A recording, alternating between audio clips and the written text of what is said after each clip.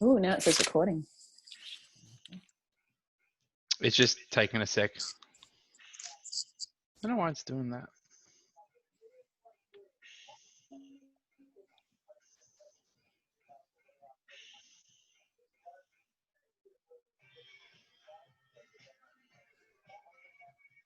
Oh, What was that? yeah. Please, that's a point. It's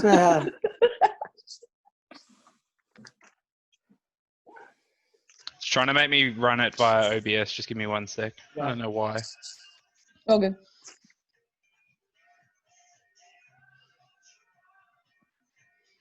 I'm sure I turn that off anyway.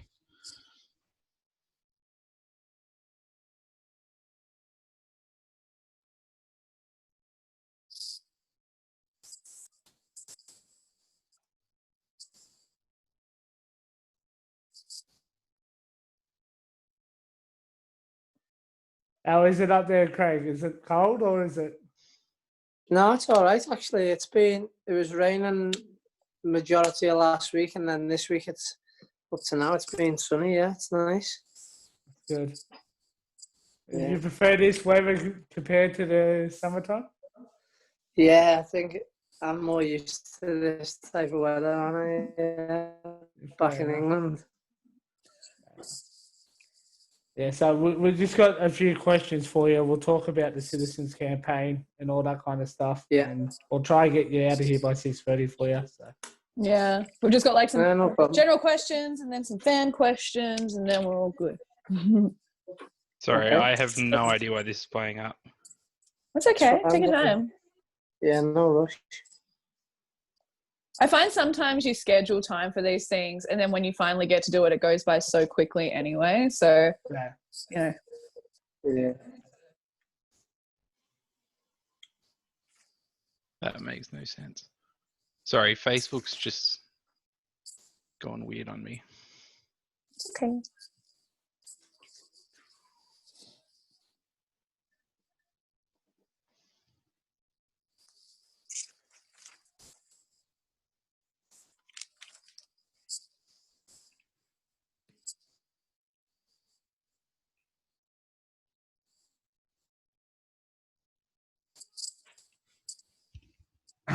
What was for dinner tonight, Craig?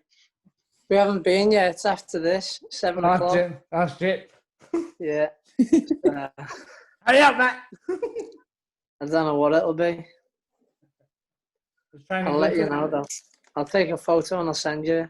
Yeah, you're going to make me jealous. How's the missus? She's all good, yeah. She's back in England now. Oh, yeah? So, yeah, she's back home with the family, so That's cool. nice. I'm a bit jealous. I want to be in England. Well, I had the opportunity to go work at Manchester City, but I can't leave the country for the job that I was going for. Yeah. Wow. So I'm like, no, just have to wait a bit longer. Yeah. Don't worry about the beer, by the way, Craig. If we can't get it done, don't worry about it. The what? The beer. The alcohol. Yeah, we'll have one. We'll have one when I get back. If we're allowed it. Yeah. No, we're ready. Yeah.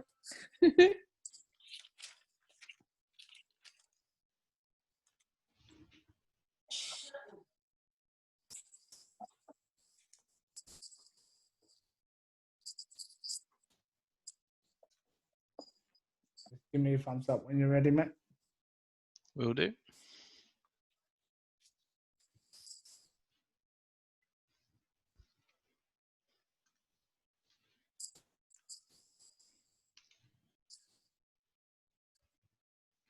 Hello, everyone, and welcome to episode number 2 of Citizens Giving for Recovery podcast. My name is Blake Henderson, and as always, I am joined by my co-host, Tanya Davis. How are you, Tanya?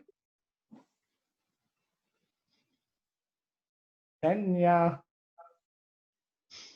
So I think my camera's lagging a little bit. Sorry. That's all right. Hi, There we go.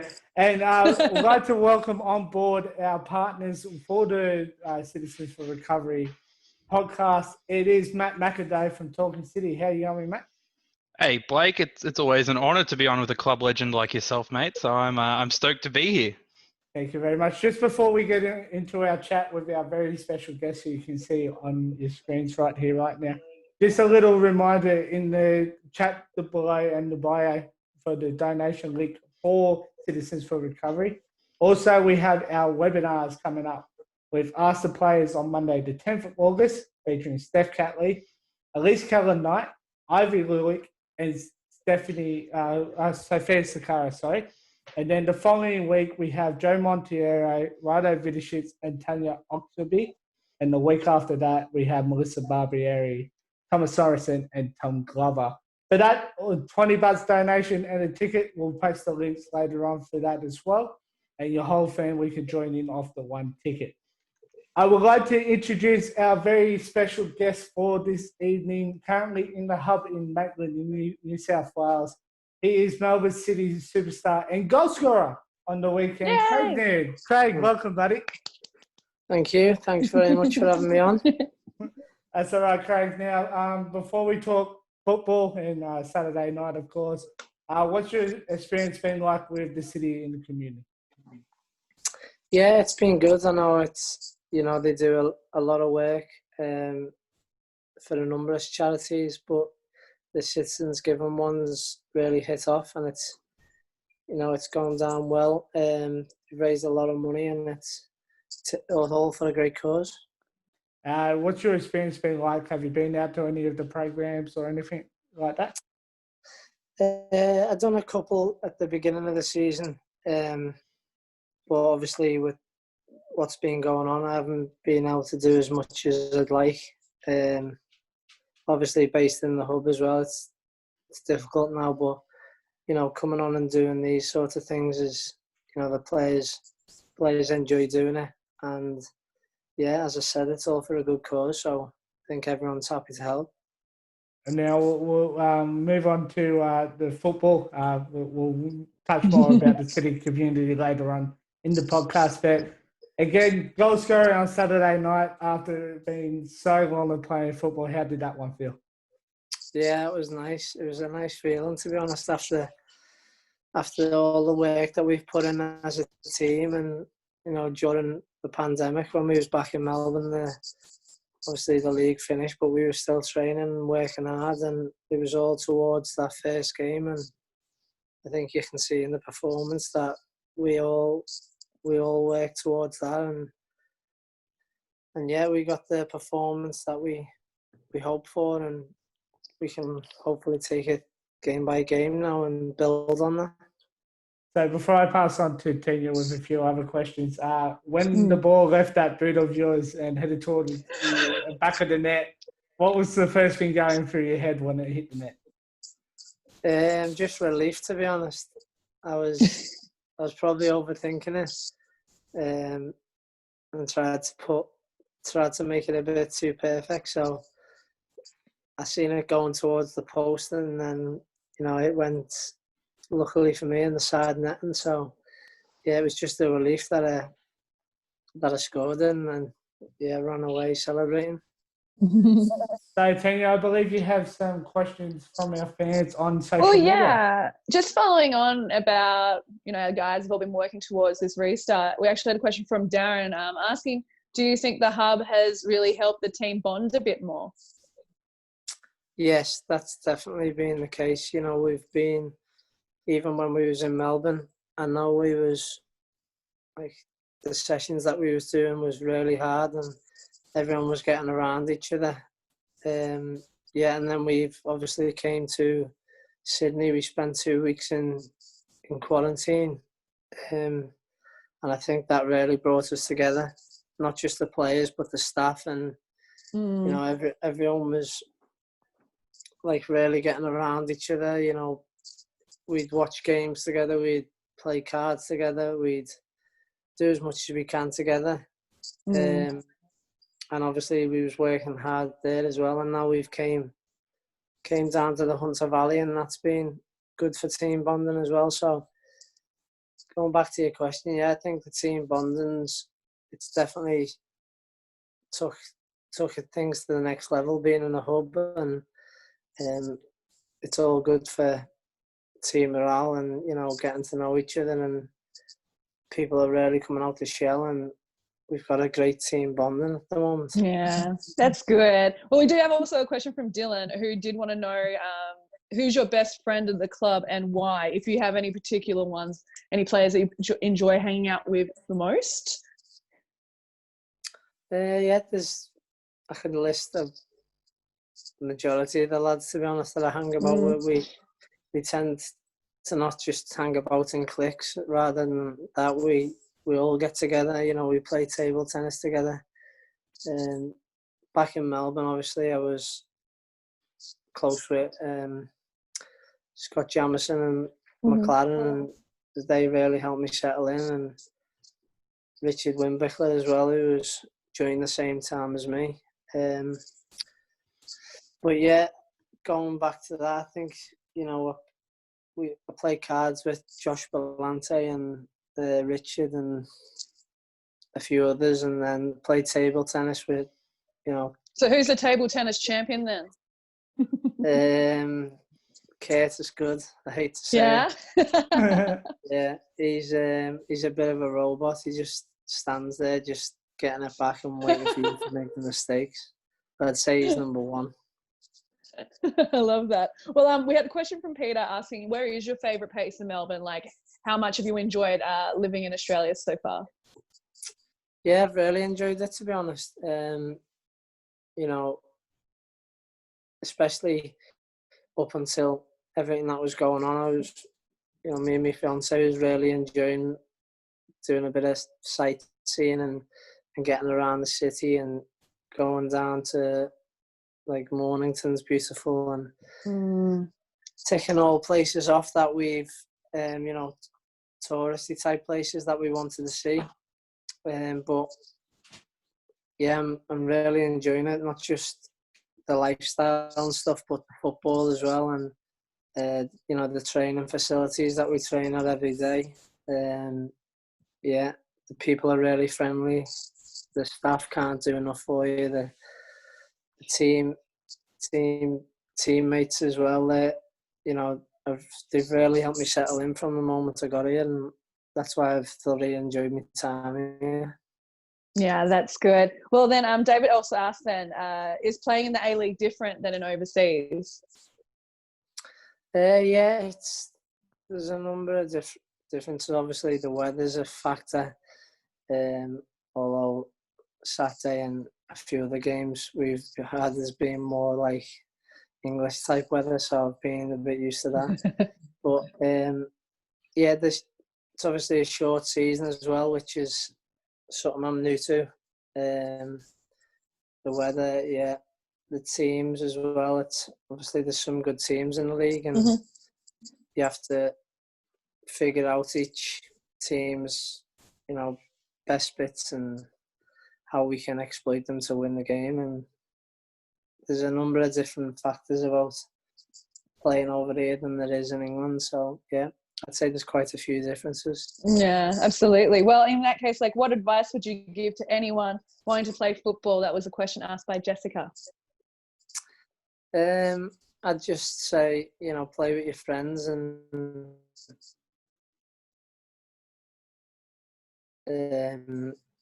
play as much as you can, which is the main thing.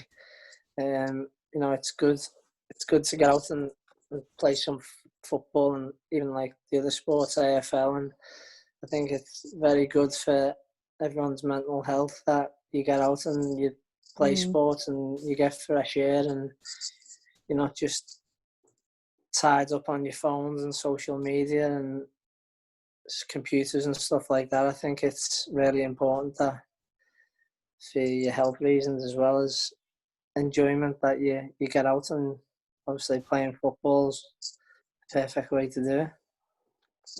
I definitely agree. We did have like a special question. This is going to be like the last couple of questions from our friend Michael Ong. I heard that you're a Liverpool fan, and how did you celebrate Liverpool's title win? Basically, we was in hotel quarantine as well, so it was difficult to celebrate. But it was 5:30 in the morning that Liverpool was playing Chelsea on the last home game, which they were due to lift the trophy on. So Georgie, the analyst guy, he set up on a projector for me and the other Liverpool fans of the team to watch it, and yeah, we all watched it before breakfast. Me, Dean Bazanis, Stefan Kolakowski, Georgie's obviously a Liverpool fan as well. So yeah, it was. I had a cup of tea in my hand, and I was celebrating watching on a projector screen and watch them lift the trophy. So that memory will live with me forever. Yeah, well, I heard that your favourite player is Steven Gerrard, am I right? Okay, Yeah, do you have any other favourite ex-player. Liverpool players that, do you have any other favourite Liverpool players, maybe over time? Or who's your current favourite Liverpool player? Who's part of the squad now? Current favourite player is probably Jordan Anderson, the captain. Just everything about him, I think. He, his leadership skills and his attitude and his performances on the pitch. He's a real leader, and he's definitely improved his game. As you know, he was slagged off a bit when he first came to Liverpool, and now he's lifted the Premier League and the Champions League within the last couple of years. So that's all down to hard work, and it's good to see. And from now, he's probably my favourite player. So we do have Matt McAday from Talking City here, who's currently put this on Facebook Live for us through the Talking City app. Make sure you guys listen to the podcast and also listen to SEN.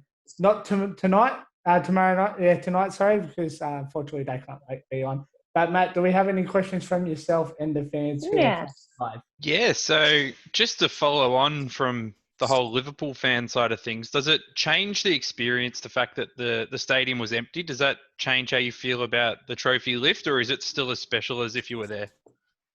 No, yeah, it was still as special. Obviously, my friends and stuff, they was messaging me watching it, and it would have been nice if we was all together. The friends that I went to the game with, and we've watched Liverpool all over, really, going to games and stuff. But it's difficult circumstances at the moment, so I think everyone was in the same situation, watching it all on TV. So everyone's got the different experiences, and I'll certainly never forget mine, where I was in hotel quarantine watching Liverpool and lift the trophy at 5:30 in the morning.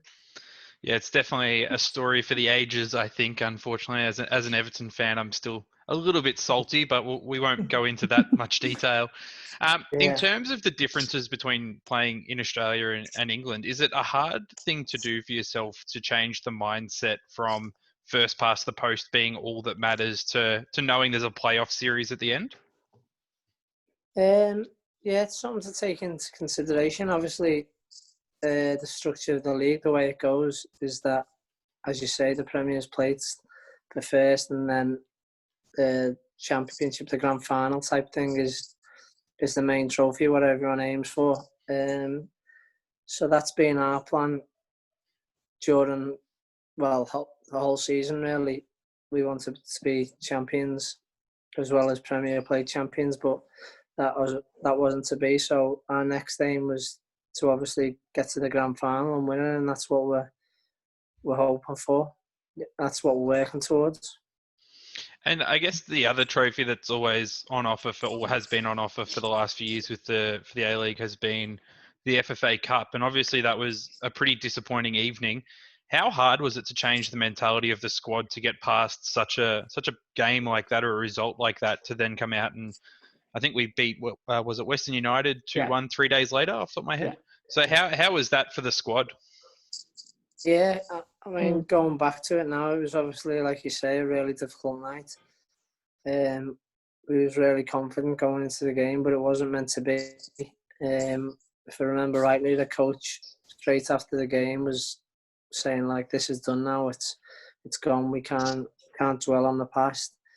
And we've got it was a quick turnaround. I think you say, yeah, a couple of days later we played Western, and it was a chance to like put that aside and concentrate on the league. And that's what I think. As soon as we left the stadium, obviously we was all disappointed, but the focus was then on Western. And yeah, I think we went a couple of games unbeaten from that, and that stood us in good stead. And I'd like to think we haven't looked back since. Yeah, definitely. The performance from a fan side of thing has been nothing short of impressive. Kind of building on from that, which kind of culminated in such a release of energy on the weekend. Do you think that performance comes down to the amount of time you've had to train and get everything right with the structure that you want to play, or do you think there's an element of everyone was so excited to get out there and finally play football again that it was like a release to go out there against Sydney? Yeah, I think it was a bit of everything, really. Like you say, the hard work that we've put in during, as I mentioned before, going back to when we was in Melbourne, we was working hard then. We've done a lot of work on the training field, and it's credit to the coaches that we've worked really hard, and we've done what they've asked us to. And we like to think that we keep on learning every day, and trying to get better each and every day. And even today, our aim was to look at what we can do better, even though it was a great performance on the weekend. We're always looking to improve, and that's what it'll take. Yeah, I think that's definitely how Sydney seems to have approached it for the last couple of years. They've never been satisfied with one good result, and I think that's something that's quite important in this league. I've got a question for you, a bit of a fun one from BT50, our friend in Ballarat. He wants to know, would you rather fight one Jamo-sized spider or 1,000 spider-sized Jamos?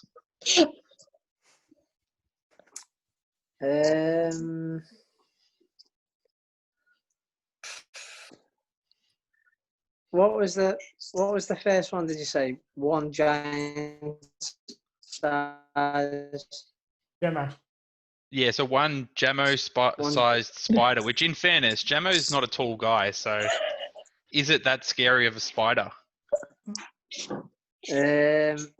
Well, surprisingly, Jamo can be quite angry sometimes. I know he comes across as the nice skipper, and he does everything so perfect and stuff, and he's a great captain and leader and everything that comes along with that. But he's definitely got a switch in him, and the aggression comes out, and not so much in training and stuff, but in games he's definitely one to put a tackle in. So basically you're saying Gemma's got white line fever. As soon as he gets past that white line, he's someone completely different. No, not at all. I wouldn't speak bad of that. Going back to the question, I'd say the one giant size spider Jamo. I would have to agree with you there, and I wouldn't want thousands of little Gemos running around trying to attack me. But yeah, that's actually a good question for the 10-year-old Matt as well. What is your opinion on that? I'd have to go for the one giant, the Jamo-sized spider, for sure. I think I'm actually might be 1 centimeter taller than him, so this could kind of work in my favor. I think I'd go the 1,000 spider-sized Jamos and just try and step on as many at once as I could, and like work in little sections. Try and segregate the weak from the strong. You thought about this before. Well, yeah, definitely. You've had the question earlier on and really thought about it. Someone once asked me the same question with Ducks and Kevin Muscat, so I think that's kind of where it came from. And there's a real hatred for Muscat. So the more damage you can do, I think the better. We've got another question here from our friend Harrison. He said he can't keep his composure in front of goals on a frosty Tuesday night in Brunswick futsal. How do you do it when the angle's more, or how should he do it, sorry, when the angle's more acute than a year 9 maths class like you did against the Smurfs? Wow. I think don't think about it too much. Just when you're going through, just try not to think about it and just do what your instinct says and try to just put it past the keeper. On a serious note, for young strikers, how did you work on your actual finishing ability? Because obviously there's composure, which is important, but then also the ability to put enough speed on the ball, enough curl on the ball. How did you work on that as a youngster, and what tips would you have? I think it just comes with practice. The more you practice, the easier everything gets. Well, not easier, but it just comes natural to you then. That you keep practicing. You might get bored of doing the same thing and repetitive situations and stuff, but all that practice and the hard work that you put in will basically come down to, it'll just be natural to you to just do it. And that's the advice I can give, would be to never get bored of practicing. So I do have a question. Was asked early on in the week from the Sons of City. They sit in Section 19. How does football compare with fans inside the stadium and no fans inside the stadium? I think I was speaking about this. Actually, after the game on Saturday, you could hear everything going on in the game. You can hear each other like demanding stuff from players and giving advice and stuff like that, which you can't normally hear as much on when there's fans there. Also, you've got the other team telling them their players and giving them advice, and then you've got both teams having a bit of a natter against each other and winding each other up. So you do quite a lot more than you normally would when there's no fans. But we all want to see fans there. It creates an atmosphere, and it's not the same playing with no fans. I'm not gonna lie. So on the terms of that, being able to hear things, were you able to hear Redmayne's heart break when you were able to drop him and just side foot that ball into the net? Not so much that now. I just tried. I didn't think about anything else other than, as I mentioned before, just putting it in the back of the net. I was a bit worried, but now going back to that, I think there was a few incidents where you could hear people nattering, and I think Bratty's got a few. Luke Bratton's got a few friends, and he was trying to wind up a few of them, and I was trying to wind up Adam Afonso and stuff like that. So as much as everyone's serious on the pitch, you'll do whatever you can to get an advantage, in whether that's winding the other team up, and hopefully they get wound up about it, and it has an effect on the result. Well, it definitely seemed to do the job, with such a commanding performance and to keep Lafondra really chanceless. I can't think of if he had any clear-cut chances. I might be wrong, but from the top of my head, I can't think of him. No chances at all. Which is pretty rare for an A-League side, and I think that should be worn as a bit of a badge of honour.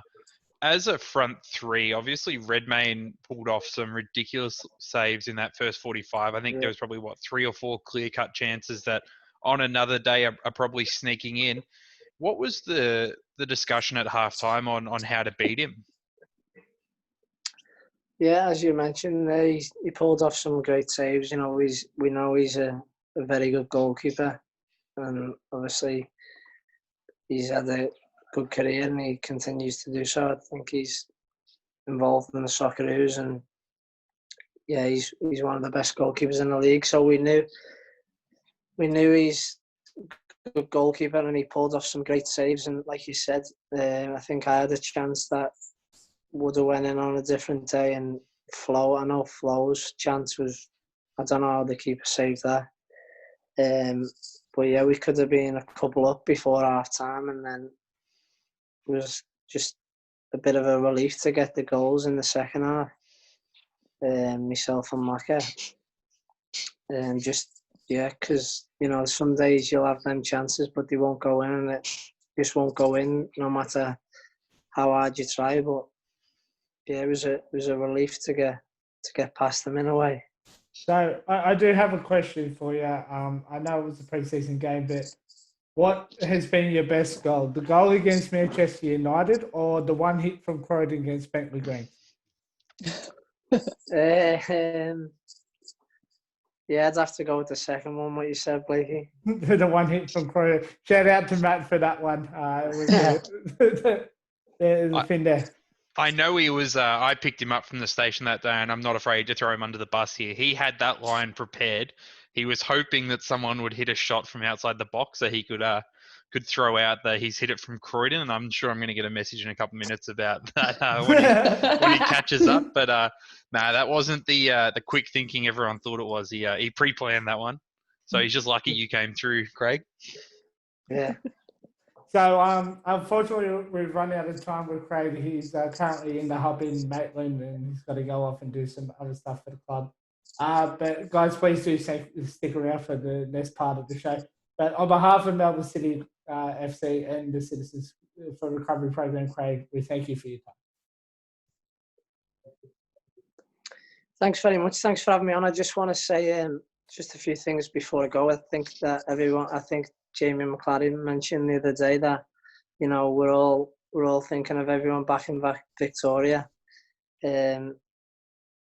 I know the players are working hard, and we want to get the results and to put smiles on faces back for the people of Victoria, and all our fans there, and even you guys that are there, and we know the work that you're putting in. So yeah, we appreciate that, and hopefully we can go and get the grand final, and we'll win that, and we'll all celebrate together when we can.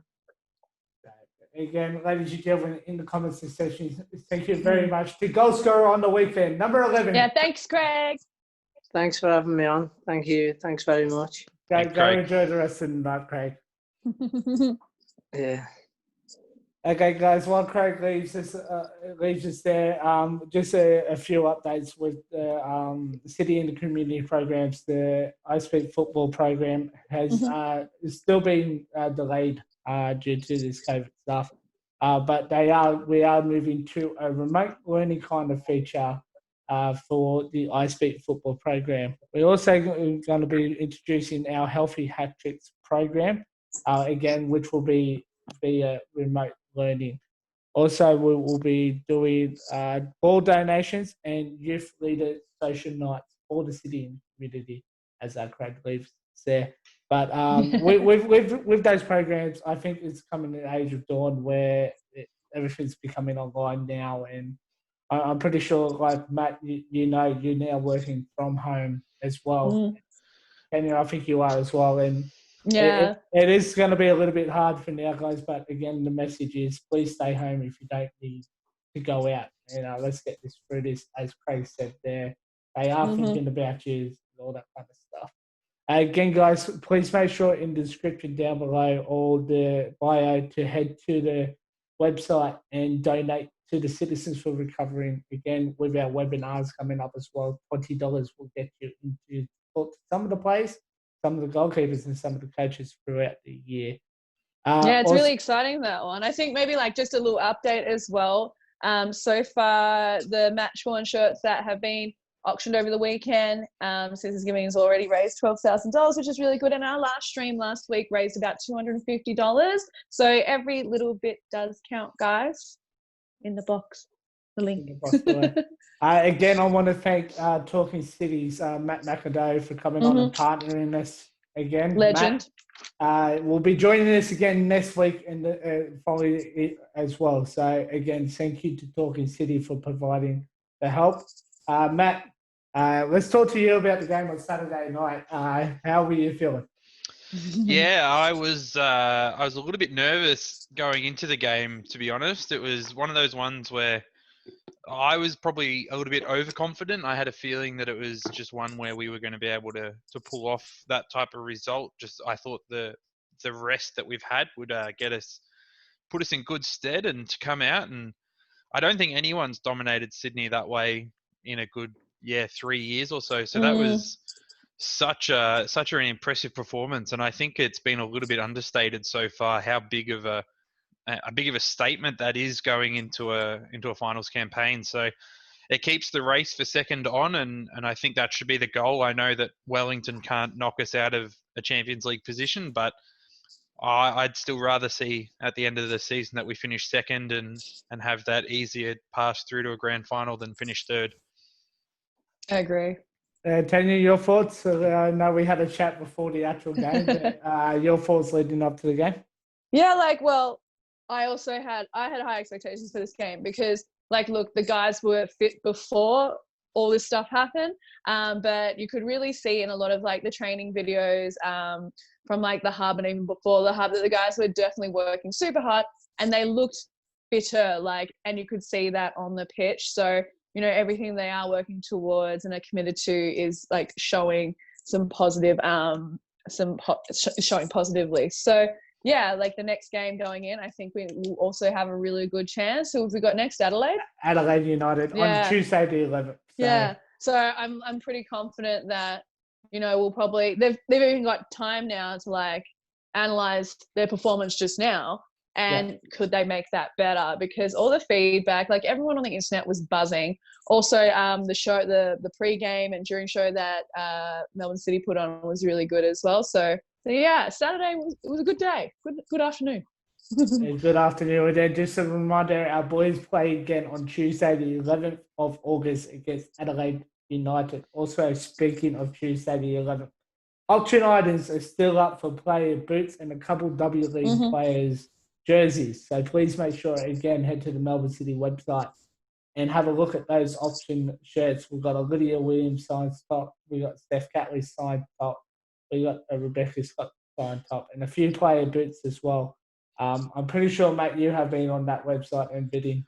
Yeah, I've been dreaming about all the merch that I would love to own. There's even a Messi signed Argentina shirt as well. So it's Di Maria's shirt, which is still actually ridiculously low for what it is. So yeah, definitely worth checking out. And there's even a fully signed Matilda's squad shirt, which is effectively the Melbourne City shirt, just in yellow. So make sure you definitely check it out. There's some great deals, and it's such a wonderful way to support what they're doing. And also, guys, there's also some Manchester City kits worn by the actual Manchester City squads, which I'm sure Tanya has been trying to get her hand on.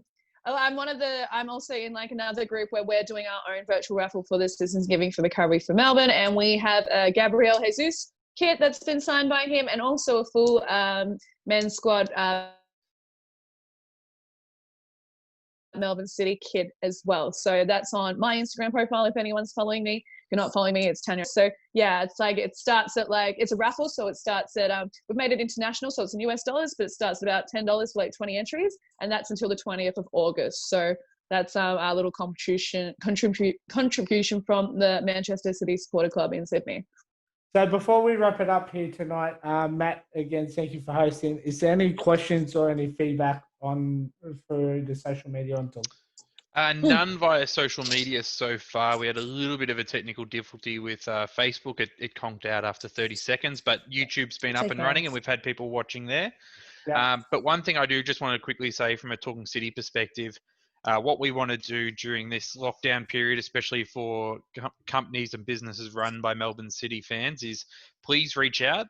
We're going to run some advertising, put some links on our website for you guys, and help City fans support other City fans. So, I think we've got definitely one on board already with Framing Direct, so who are actually doing the shirts for the club. So if you buy a shirt from the club auction and you want it signed, it's going through to Zoran, who's a fantastic guy and a massive City fan. So just reaching out to if you're a City fan and you run your own business, please feel free to DM the Talking City page and reach out to us directly, and we're more than happy to try and help, especially during this lockdown period. That's so and- fantastic. Yeah, we've signed. He actually did the Melbourne Heart shirt behind me here, so he does really good work. Please make sure you give him a contact if you have any signed shirts or any merchandise you want done as well. So shout out to Tyrone, and he's a big supporter of the club as well. All right, I reckon that will do it with our topics for tonight. We'll be returning same time Monday this time due to the fact the game will be on a Tuesday night. The guest, we're going to keep a little bit of a surprise. So yes, we'll keep the guest a surprise until next week. On behalf, I'd like to thank again Talking City for coming on as partners as this show. The wonderful Matt McAday has helped us set everything up tonight. So thank you again, Matt.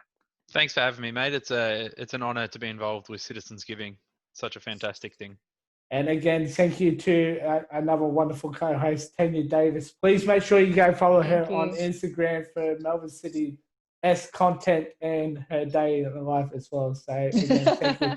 Thank you, thank Tanya. you, Blake. Thanks so much. Thanks, guys. Thanks, Matt. We'll see you next week.